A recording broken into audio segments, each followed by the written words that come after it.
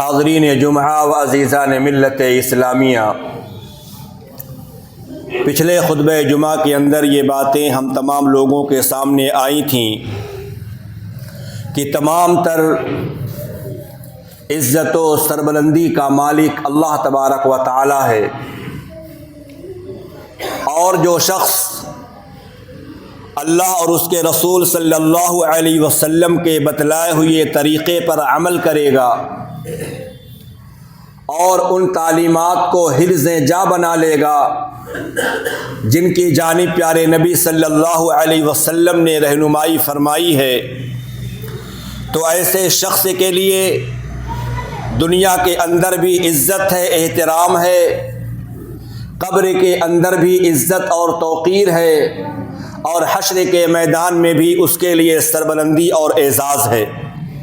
میرے بھائیوں، آئیے ذرا ہم اور آپ غور کریں اور دیکھیں وہ کون ایسے مبارک اعمال ہیں جن کی جانب پیارے نبی آخر الزماں پیغمبر جناب محمد رسول اللہ صلی اللہ علیہ وسلم نے اپنے امت کے لوگوں کی رہنمائی فرمائی ہے، اور ان پر عمل کرنے والوں کے لیے نوید و بشارت سنائی ہے۔ اگر ہم میں سے ہر کوئی شخص فرامین مصطفیٰ پر عمل کرنے والا بن جائے، کتاب و سنت کا داعی اور شیدائی بن جائے، تو اس میں کوئی شک نہیں میرے بھائیوں، اس کے لیے دنیا اور آخرت دونوں جہانوں میں کامیابی اور کامرانی ہے۔ پیارے نبی صلی اللہ علیہ وسلم نے بڑے واضح طور پر ارشاد فرمایا، ان اللہ یرفع بہذا الکتاب اقواما ویضع بہ آخرین۔ اے میرے امت کے لوگوں، میں تمہارے واسطے ایک ایسی کتاب مقدس چھوڑ کر کے جا رہا ہوں، ایک ایسی کتاب، ایک ایسا دستور، اگر اس پر تم عمل کرتے رہو گے، اس کی تعلیمات کو بجا لاؤ گے، اس کے احکام کی تعمیل کرو گے، تو اللہ تبارک و تعالیٰ تمہیں سرخ روئی نصیب فرمائے گا۔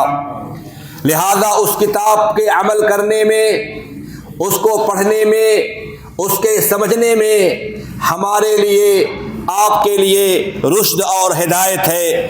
پیارے نبی صلی اللہ علیہ وسلم نے قرآن شریف، قرآن مجید جیسی اہم کتاب کو بڑی اہمیت اور بڑی فوقیت اور ترجیح دی ہے۔ ایک مرتبہ اللہ کے نبی صلی اللہ علیہ وسلم کو کسی مہم پر صحابہ کرام کو روانہ کرنا تھا، کسی مہم پر صحابہ کرام کو بھیجنا تھا۔ آپ کے سامنے مسئلہ یہ تھا کہ کس کو امیر اور قائد بنایا جائے۔ پیارے نبی صلی اللہ علیہ وسلم نے تمام صحابہ کو مسجد نبوی میں جمع فرمایا، اور آپ صلی اللہ علیہ وسلم نے جس چیز کو بلندی اور سربلندی اور اعزاز کا ذریعہ بنایا تھا وہ تھا قرآن اور کتاب اللہ۔ اللہ کے نبی صلی اللہ علیہ وسلم نے فرمایا، اس مہم کا امیر اور قائد وہ شخص بنے گا جو قرآن کا سب سے زیادہ سمجھنے والا، قرآن پر تفہیم کرنے والا، قرآن پر عمل کرنے والا، اسی شخص کو امارت اور قیادت دی جائے گی۔ چنانچہ اللہ کے نبی صلی اللہ علیہ وسلم یکے بعد دیگرے صحابہ کرام سے قرآن سننے لگے، اور قرآن سنتے سنتے آپ اس شخص کے پاس آئے جو قوم کا سب سے چھوٹا تھا، جو سب سے کم سن تھا، جس کی عمر نہایت ہی کم تھی۔ چنانچہ اللہ کے نبی صلی اللہ علیہ وسلم اس کے پاس آئے تو آپ نے پوچھا، امعک القرآن؟ اے میاں یہ بتاؤ کیا تمہیں بھی کچھ قرآن یاد ہے؟ اس کم سن بچے نے کہا، نعم یا رسول اللہ، اب تک جتنے لوگوں نے قرآن کو پڑھ کر سنایا ہے وہ تمام صورتیں مجھے یاد ہی ہیں، لیکن ان تمام صورتوں کے ساتھ ساتھ میں نے سورۃ البقرہ کو حفظ کر لیا ہے، سورۃ البقرہ مجھے یاد ہے۔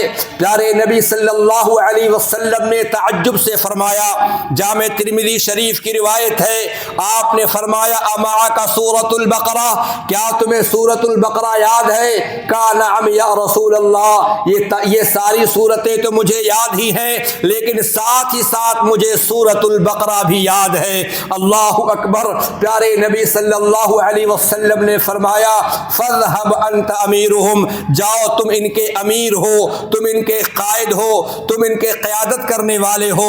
میرے بھائیوں، پیارے نبی صلی اللہ علیہ وسلم نے قرآن کو فوقیت دی ہے۔ قرآن کے پڑھنے والے، قرآن کو سمجھنے والے، قرآن پر عمل کرنے والے کو پیارے نبی صلی اللہ علیہ وسلم نے اوپر رکھا ہے، اور آپ نے ان کو عزت اور توقیر سے نوازا ہے۔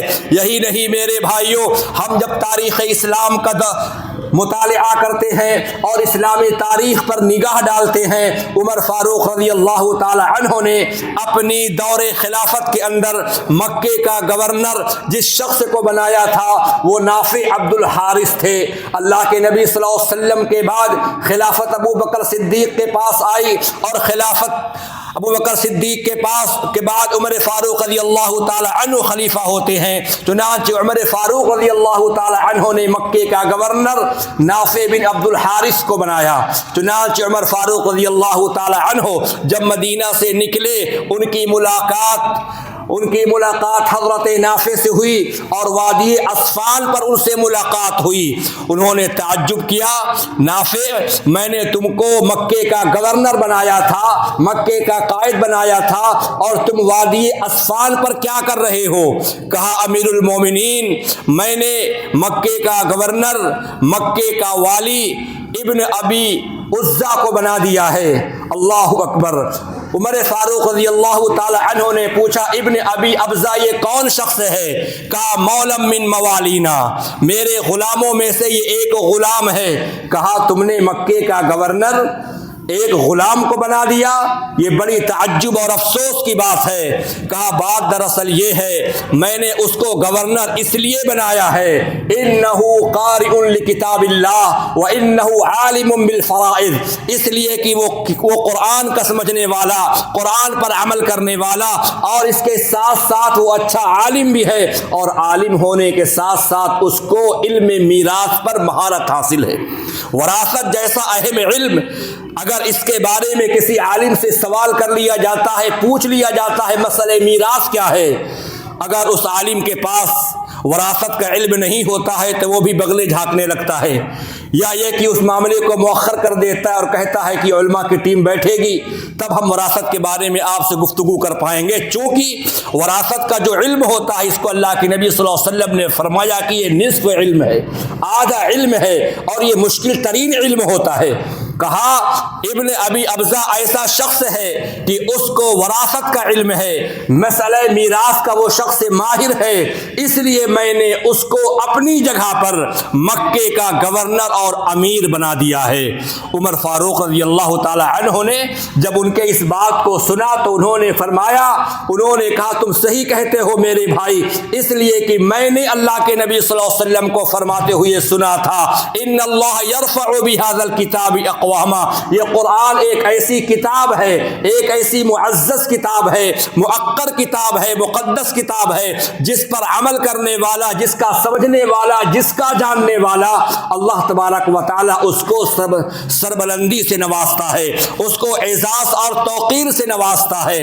اور پھر وہی مکے کے گورنر تھے جو ایک غلام تھے، جو ایک ان کے آزاد کردہ غلام تھے، مکے کے وہ گورنر تھے، کافی سالوں تک وہ گورنر رہے، اور پھر بعد میں بھی کسی نے عمر فاروق رضی اللہ تعالی عنہ سے اعتراض کیا تھا کہ ابھی تک مکے کے گورنر ایک غلام شخص ہے، انہوں نے برجستہ کہا کیا تم کو معلوم نہیں انہ قارئ لکتاب اللہ وانہ عالم بالفرائض، وہ کتاب اللہ کا ماہر ہے اور وہ ایک بہترین عالم اور مسئلہ وراثت کا بہترین معلم ہے۔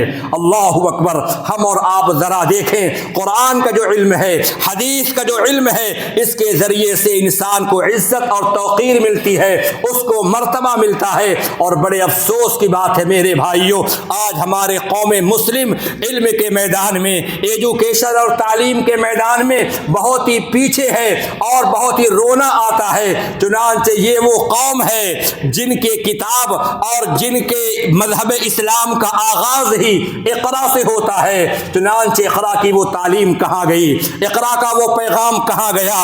اقرا کی وہ پکار، وہ ندا کہاں گئی؟ اقرا کا وہ پیغام کہ پیارے نبی صلی اللہ علیہ وسلم کو جس نے منصب نبوت سے سرفراز فرمایا اور پہلی وحی آئی اقرا، آپ پڑھیے، یہ پیغام تھا پیارے نبی صلی اللہ علیہ وسلم کے لیے کہ اے نبی کریم صلی اللہ علیہ وسلم آپ پڑھیے۔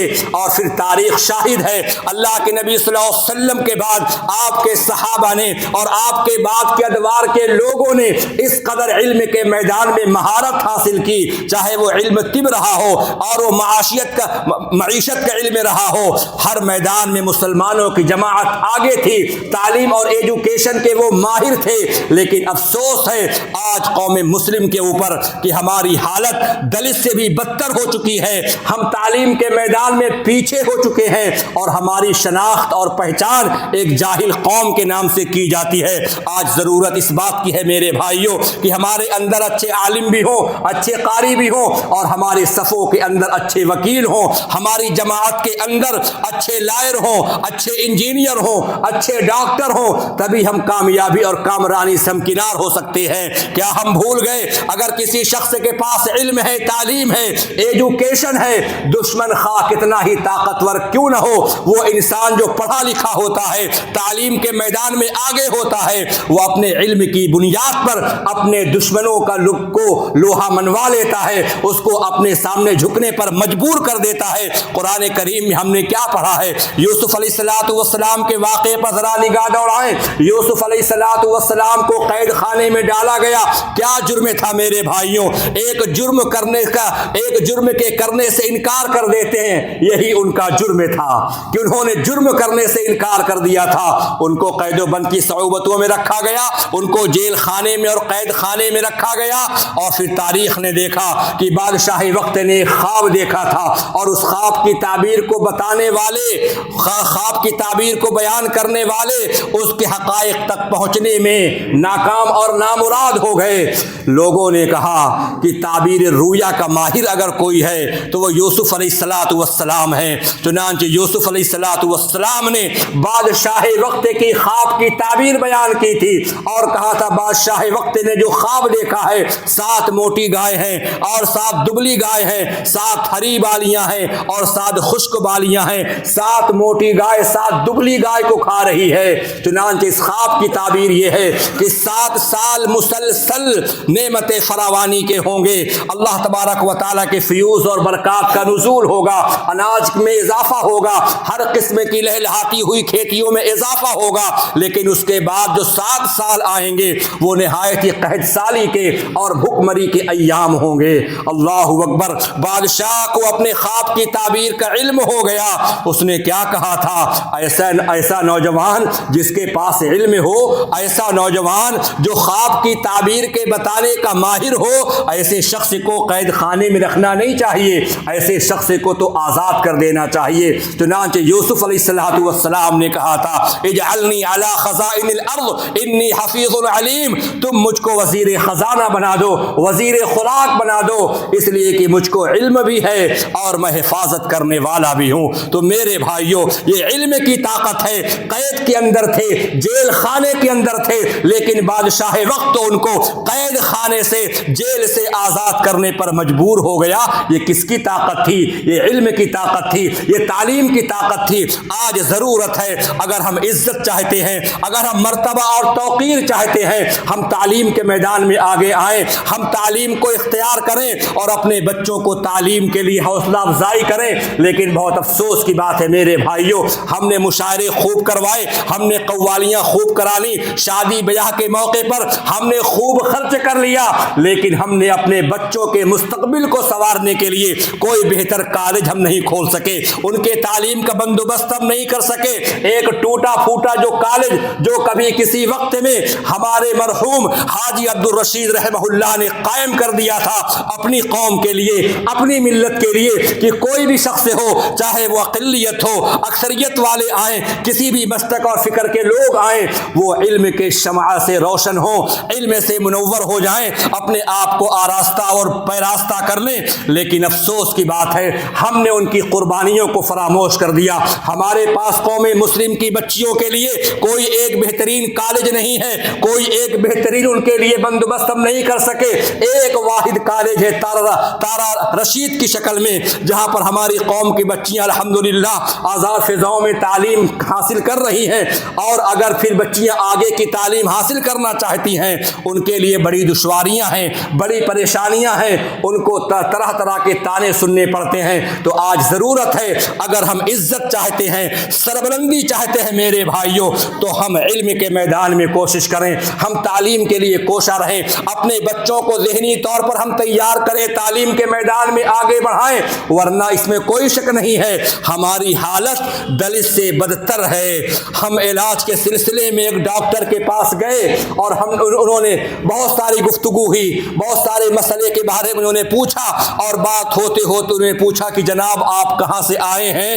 تو میں نے کہا سلح پور ہٹوا سے میں تعلق رکھتا ہوں، وہیں سے میں آیا ہوں۔ انہوں نے کہا اچھا شیروانی کالج جہاں پر ہے؟ ہم نے کہا وہیں سے میں آیا ہوں، وہیں سے میرا تعلق ہے۔ کہا مبارک ہو، میں وہیں کا طالب علم ہوں، میں وہیں سے پڑھ کر کے نکلا ہوں، اور اسی ادارے سے آج ہم کو یہ مقام ملا ہے، یہ کرسی ملی ہے کہ آج میں سرکاری ڈاکٹر ہو گیا ہوں۔ لیکن بھائی عالم صاحب ناراض مت ہونا، آپ کے علاقے کے جو بچے تھے، خصوصاً مسلمان بچے، انہوں نے تعلیم میں کوئی توجہ نہیں رکھی، ان کا مشغلہ تھا مار پیٹ، دوسروں کو نیچا دکھانا، حقیر دکھانا، کلاسوں کو چھوڑ کر کے باہر گھومنا۔ اب ان کا کیا حال ہے؟ اللہ اکبر! خوشی بھی ہوئی کہ اس ادارے کے پڑھے ہوئے شخص اس مقام پر پہنچ گئے، اور افسوس بھی ہوا کہ ہمارے قوم کے بچے کم حق ہو اس ادارے سے سیراب نہ ہو سکے۔ سیراب ہوئی الحمدللہ، لیکن جس طریقے پر سیراب ہونا چاہیے تھا، فائدہ اٹھانا چاہیے تھا، اس پیمانے پر ہم نے فائدہ نہیں حاصل کیا۔ تو میرے بھائیوں، لہذا ہم اگر ترقی چاہتے ہیں فی زماننا، تو قرآن و سنت پر عمل کرنے کے ساتھ ساتھ ہم کو تعلیم کے میدان میں آگے آنا پڑے گا، ایجوکیشن سے ہمیں اور آپ کو آراستہ پیراستہ ہونا پڑے گا۔ چنانچہ اپنے موضوع کو ہم آگے بڑھاتے ہیں۔ پیارے نبی صلی اللہ علیہ وسلم نے علم دین کی بھی اہمیت دی ہے، اور آپ نے علم دین کو سیکھنے کی آپ نے ترغیب دی ہے۔ چنانچہ پیارے نبی صلی اللہ علیہ وسلم ایک جنازے کی نماز میں آپ تشریف لے گئے، اور آپ نے جنازے کی نماز پڑھائی، اور آپ نے بہت لمبا جنازہ پڑھایا، بڑی لمبی آپ نے دعائیں مانگی۔ آپ دعا سے فارغ ہوئے، جنازے سے آپ فارغ ہوتے ہیں، چنانچہ سورج غروب ہو گیا۔ اللہ اکبر! چراغ روشن کیا گیا، روشنی کی جاتی ہے۔ پیارے نبی صلی اللہ علیہ وسلم قبر میں داخل ہوئے، جنازے کو آپ نے پکڑا اور لحد میں آپ نے اتارا۔ آپ صلی اللہ علیہ وسلم کے زبان فیض ترجمان سے دعائیں نکلتی ہے، رحمک اللہ ان کنت لأواہا کان۔ اللہ اکبر! پیارے نبی صلی اللہ علیہ وسلم نے فرمایا کہ اللہ تم پر رحم فرمائے، اللہ تم پر اپنا کرم فرمائے، اللہ رحم کرے، تم بڑے نرم دل، بہت ہی رونے والے، گریہ وزاری کرنے والے، اللہ کے سامنے جھکنے والے، اور وکانت اللہ للقرآن، اور تم قرآن کی تلاوت بہت زیادہ کیا کرتے تھے۔ اللہ اکبر! صحابی کو یہ مرتبہ کیوں ملا؟ کیونکہ وہ نرم دل ہونے کے ساتھ ساتھ قرآن کریم کی تلاوت کرنے والے تھے، قرآن کریم پر غور کرنے والے تھے۔ جب عذاب کی آیت آتی اس کے بارے میں غور کر کے وہ رونے والے صحابی تھے۔ پیارے مصطفیٰ ان کو دعائیں دے رہے ہیں، رحمک اللہ، اللہ تم پر رحم فرمائے، تم نرم دل تھے، خشوع خضوع والے تھے، اور قرآن کریم کی تلاوت کرنے والے تھے۔ یہ عزت ہے اس کے لیے میرے بھائیوں۔ چنانچہ اسی طریقے سے جنگ احد کے موقع پر پیارے نبی صلی اللہ علیہ وسلم کے سامنے 70 صحابہ جب شہید ہو گئے اور ان کو قبر میں اتارنے کا نمبر آیا، اتارنے کی باری آئی، اللہ کے نبی صلی اللہ علیہ وسلم نے سوال کیا، ایہم اکثر اکثر اخذا للقرآن، ان میں سے سب سے زیادہ قرآن کس کو یاد ہے؟ کون ہے قرآن کا حافظ؟ کون ہے قرآن کا عالم؟ چنانچہ آپ کو جب خبر دی جاتی فلاں صحابی فلاں صحابی فلاں مسلمان ان کو قرآن زیادہ یاد ہے، پیارے نبی صلی اللہ علیہ وسلم قرآن کو زیادہ یاد کرنے والے شخص کو آپ پہلے لحد میں اتارتے، آپ ان کو پہلے قبر کے حوالے کرتے۔ یہ عزت ہے، یہ توقیر ہے اس شخص کے لیے جو قرآن پر عمل کرتا ہے، جو قرآن کو یاد کرتا ہے۔ اسی طریقے سے ہم آگے بڑھتے ہیں میرے بھائیوں، اللہ کے نبی صلی اللہ علیہ وسلم نے جہاں بہت سارے مسائل کو بیان کیا ہے، وہیں پر عزت اور توقیر کے مسئلے کو بیان کرتے ہوئے اللہ کے نبی صلی اللہ علیہ وسلم نے فرمایا ما زاد اللہ عبدا بعفو الا عزا، اللہ تبارک و تعالی اس شخص کو عزت سے نواز دیتا ہے جو بندہ معاف کر دیتا ہے، جو انسان دشمنوں کو معاف کرنے والا ہوتا ہے اللہ تعالیٰ اس کی عزت میں اضافہ کر دیتا ہے۔ یہ بزدلی کی بات نہیں ہے، یہ بدبختی کی علامت نہیں ہے، یہ شکستہ دلی کی علامت نہیں ہے۔ ایک انسان طاقت رکھتا ہے، قوت رکھتا ہے، لیکن سامنے والے کو معاف کر دیا، پیارے مصطفیٰ نے فرمایا اس کا یہ عمل عزت اور توقیر کا ذریعہ ہے۔ کیا ہوا تھا؟ پیارے نبی صلی اللہ علیہ وسلم جب مکے میں داخل ہوتے ہیں فاتح بن کر کے داخل ہوتے ہیں، اور ویسے اللہ کے نبی صلی اللہ علیہ وسلم کی چار خوبیاں تھیں۔ اگر آپ سیرت کا مطالعہ کریں، اللہ کے نبی صلی اللہ علیہ وسلم کی سیرت کو آپ پڑھیں، چار چیزوں کا علم ہوتا ہے۔ نمبر ایک، اللہ کے نبی صلی اللہ علیہ وسلم پر مصائب اور مشکلات آئے تو آپ نے صبر سے کام لیا۔ اگر آپ نے مشرکین مکہ سے لین دین کا معاملہ کیا تو آپ نے راست بازی دکھائی، معاملات میں آپ سچے تھے، اور پھر اس قوم نے اگر آپ پر حملہ کرنا چاہا، آپ کو نیست نابود کرنا چاہا، تو اللہ کے نبی صلی اللہ علیہ وسلم اپنی دفاع کے لیے لڑنے میں بہت ہی طاقتور اور شجاعت مند تھے۔ اور چوتھی اور آخری خوبی یہ پیارے نبی صلی اللہ علیہ وسلم کی، آپ صلی اللہ علیہ وسلم جب طاقت اور قوت میں آ گئے تو آپ نے لوگوں کو عفو اور درگزر فرما دیا، آپ نے سب کو معاف کر دیا، فاتح بن کر کے آپ مکے میں داخل ہوئے۔ چنانچہ مکے کے اندر بڑے بڑے رؤساء اور سردار جنہوں نے آپ کو ہراساں کیا تھا، آپ کو پریشان کیا تھا، آپ کعبے کے دروازے پر کھڑے ہوئے اور آپ نے فرمایا یا معشر قریش ما ترون انی فاعل بکم، اے قریش کے لوگوں میرے بارے میں تمہارا کیا خیال ہے، میں تمہارے ساتھ کیا سلوک کروں گا؟ قالوا خیرا، انہوں نے کہا کہ آپ بہتر سلوک کریں گے، اخ کریم وابن اخ کریم، آپ ایک بہترین بھائی ہیں اور بہترین بھائی کے بیٹے ہیں، آپ سے ہمیشہ خیر کی امید کی جاتی ہے۔ اللہ اکبر۔ پیارے مصطفیٰ صلی اللہ علیہ وسلم اگر ایک اشارہ کر دیتے، جنہوں نے آپ کو ظلم کیا تھا، جنہوں نے آپ کو ہراساں کیا تھا، آپ کو پریشان کیا تھا، تو صحابہ ان کے ٹکے گوٹی اڑا دیتے، لیکن پیارے مصطفیٰ صلی اللہ علیہ وسلم نے فرمایا جو شخص اپنے گھر میں داخل ہو جائے اس کو امن ہے، جو شخص خانہ کعبہ میں داخل ہو جائے اس کو امن ہے، جو شخص سردار مکہ ابو سفیان کے گھر میں داخل ہو جائے اس کو بھی امن ہے۔ یہ آپ نے پروانہ سنایا تھا۔ چنانچہ عفو اور درگزر کر دینے سے اللہ تبارک و تعالی بندے کی عزت میں اضافہ فرما دیتا ہے۔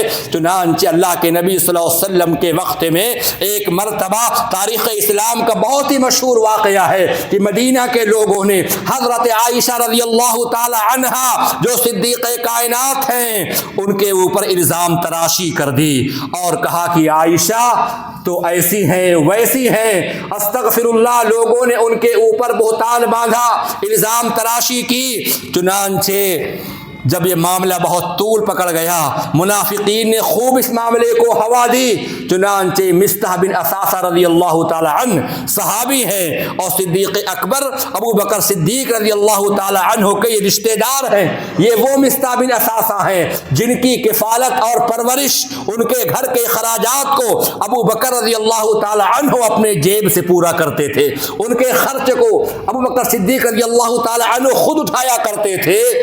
مصطح بھی منافقین کے روش اور منافقین کے چال کا شکار ہو کر کے وہ بھی کہنے لگے کہ مائی عائشہ رضی اللہ تعالی عنہا ایسی اور ویسی ہے، استغفر اللہ۔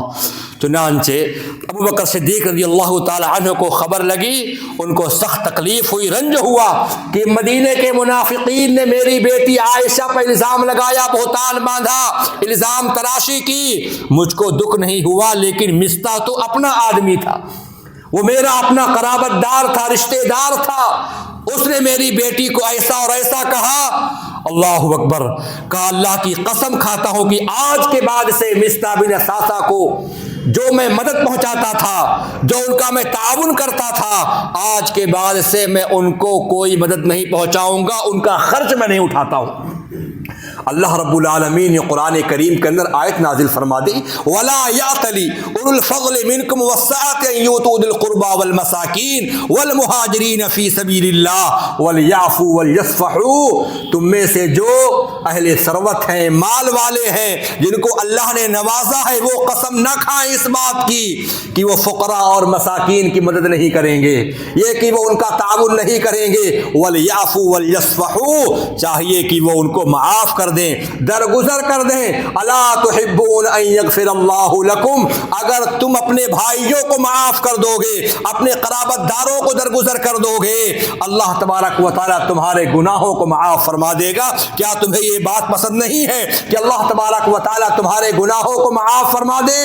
صدیق اکبر رضی اللہ تعالی عنہ کو یہ خبر لگی کہ قرآن کریم کی یہ آیت نازل ہوئی ہے اور اللہ تعالیٰ پوچھتا ہے کیا تم کو یہ پسند نہیں ہے اللہ تمہارے گناہوں کو معاف فرما دے؟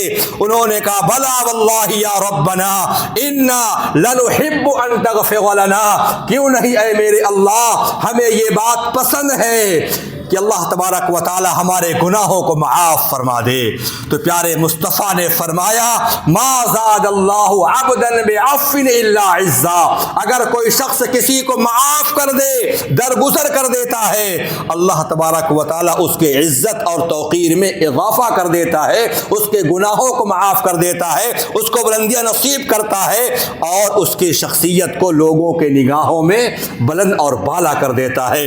اسی طریقے سے عزت والے اعمال میں سے ایک عمل یہ بھی ہے کہ بندہ تکبر اختیار نہیں کرتا ہے، کوئی بڑی بول وہ نہیں بولتا ہے، ہمیشہ وہ تواضع اختیار کرتا ہے، اللہ رب العالمین کی مشیت کو شامل حال وہ رکھتا ہے۔ پیارے مصطفیٰ نے فرمایا من تواضع للہ رفعہ اللہ، جو انسان تواضع اختیار کرتا ہے، بڑی بول نہیں بولتا، تکبر نہیں کرتا، گھمنڈ نہیں کرتا، ہمیشہ بندوں کے سامنے عاجزی کے ساتھ بات کرتا ہے، خشوع اختیار کرتا ہے، اللہ تبارک و تعالیٰ ایسے شخص کو بھی عزت نوازتا ہے، دنیا کے اندر بھی اور آخرت کے اندر بھی۔ پیارے مصطفیٰ صلی اللہ علیہ وسلم کے اخلاق اور کردار پر غور کریں، کس طریقے سے آپ بات کرنے والے تھے، کس طریقے سے آپ گفتگو کرنے والے تھے، آپ نرم و خو تھے، آپ نرم مزاج تھے، اور یہی تعریف رب العالمین نے فرمائی فَبِمَا رَحْمَةٍ مِّنَ اللَّهِ لِنْتَ لَهُمْ وَلَوْ كُنْتَ فَظًّا غَلِيظَ الْقَلْبِ لَانفَضُّوا مِنْ حَوْلِكَ۔ اے میرے پیارے حبیب صلی اللہ علیہ وسلم، اگر آپ سخت کلام ہوتے، اگر آپ سخت مزاج ہوتے تو یہ صحابہ کی جماعت، یہ ابو بکر، یہ عمر، یہ عثمان، یہ علی رضی اللہ عنہم اجمعین، یہ آپ کی مجلس میں کبھی بیٹھنے والے نہیں تھے۔ یہ آپ کے تواضع کی برکت ہے، یہ آپ کے نرم مزاجی کی برکت ہے، آپ کے نرم گفتاری کی یہ برکت ہے کہ یہ صحابہ کی مقدس جماعت جوق در جوق آپ کی مجلس میں بیٹھنے آتے ہیں، آپ کی گفتگو کو وہ سن رہے ہیں۔ تو اگر بندہ تواضع اختیار کرتا ہے، خاکساری اختیار کرتا ہے، اللہ تعالیٰ اس کی عزت میں اضافہ کرتا ہے۔ اسی طریقے سے وہ انسان بھی، وہ شخص بھی جو اللہ اور اس کے رسول کے کام کو آگے بڑھانے کے لیے ہمیشہ لگا رہتا ہے، مسجد کی تعمیر میں، مدرسے کی تعمیر میں، اسلام کی وہ آبیاری کر رہا ہے، اسلام کو پروان چڑھانے میں لگا ہوا ہے، جس لائق ہے، جس طرح بھی ہے، اللہ اور اس کے رسول کی خدمت کے لیے، اللہ اور اس کے رسول کی تعلیمات اور کتاب و سنت کے پرچم کو بلند کرنے کے لیے وہ لگا ہوا ہے، ایسے شخص کی بھی اللہ کے نبی صلی اللہ علیہ وسلم نے بڑی قدر کی ہے۔ ایک کالی کلوٹی عورت جس کو سودا کہا جاتا ہے، اس قدر وہ کالی تھی، اس کو لوگ سودا کہا کرتے تھے، مسجد نبوی میں آتی اور آ کر کے صفائی کرتی تھی، صفائی ستھرائی کرتی تھی۔ چنانچہ اللہ کے نبی صلی اللہ علیہ وسلم ایک مرتبہ تشریف لے آئے اور آپ نے اس خاتون کو گم پایا، وہ عورت نظر نہیں آئی، حجاب میں آتی تھی، مسجد کی صفائی کر جاتی تھی۔ اللہ کے نبی صلی اللہ علیہ وسلم نے نگاہ اٹھا کر کے دیکھا تو عورت نظر نہیں آئی۔ آپ نے پوچھا وہ عورت کدھر گئی، کیا ہوا اس عورت کا؟ صحابہ کرام نے فرمایا کہ یا رسول اللہ پچھلی رات میں اس کا انتقال ہو گیا اور ہم لوگ بقیع غرقد میں جا کر کے دفن کر آئے۔ اللہ اکبر۔ پیارے نبی صلی اللہ علیہ وسلم غصے کا اظہار فرمانے لگے۔ آپ نے فرمایا افلا آذنتمونی، اے صحابہ تم نے مجھ کو کیوں نہیں بتایا تاکہ میں بھی اس کی جنازے کی نماز میں شریک ہو جاتا۔ وہ کوئی معمولی عورت نہیں ہے، اس کی نسبت اللہ کے گھر سے جڑی ہوئی ہے۔ اللہ اکبر۔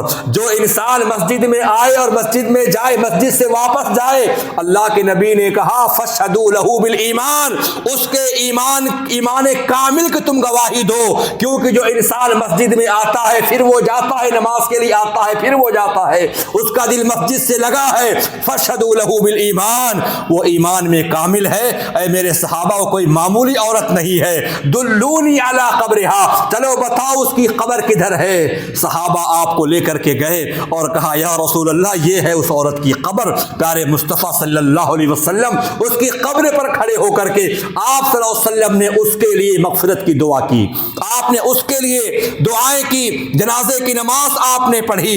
کیا معلوم ہوا کہ مسجد اور مدرسے کے کام میں لگے رہنا، اس سے بھی اللہ تبارک و تعالی عزت نوازتا ہے، اور اللہ کے نبی صلی اللہ علیہ وسلم کی نظر میں یہ عمل کوئی معمولی عمل نہیں ہے۔ اس عمل کے اللہ کے نبی صلی اللہ علیہ وسلم نے بڑی اہمیت بتلائی ہے۔ اسی طریقے سے میرے بھائیوں ہم اور آپ ذرا دیکھیں، ایک صحابی ابی بن کعب رضی اللہ تعالی عنہ اور ابو امامہ باہلی ہیں، جب وہ اسلام قبول کرتے ہیں ان کے جذبہ ایمانی کو دیکھ کر کے اللہ کے نبی نے کہا جاؤ تم اپنے قبیلے کے معلم ہو، داعی ہو، سردار ہو۔